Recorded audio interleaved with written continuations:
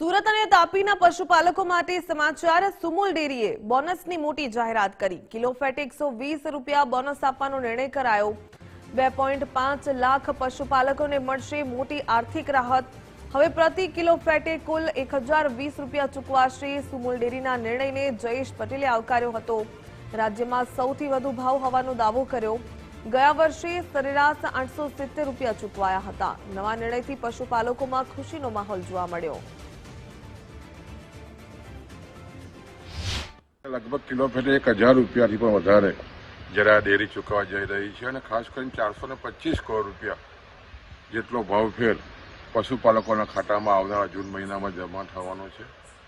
खूब ज पशुपालकोमां खास करीने आनंदनी लागणी छे ने जेनी आ डेरीए मजबूत नेतृत्व खास करीने पशुपालकोए पूरुं पाड्युं छे। एने कारणे आज समग्र दक्षिण गुजरातमां ने खास करीने गुजरातमां पशुपालको खास कर 2.5 लाखथी पण वधारे पशुपालकोनी जीवादोरी समान सुमूल खूब ज प्रगति करी रही है। खास करीने सहकारथी समृद्धि जे भारत सरकारना सूत्र साथे आ डेरी खूब ज प्रगति करी रही है। एना अनुसंधाननो आजनो आज भावफेर बोनस खूब ज आवकारदायक है।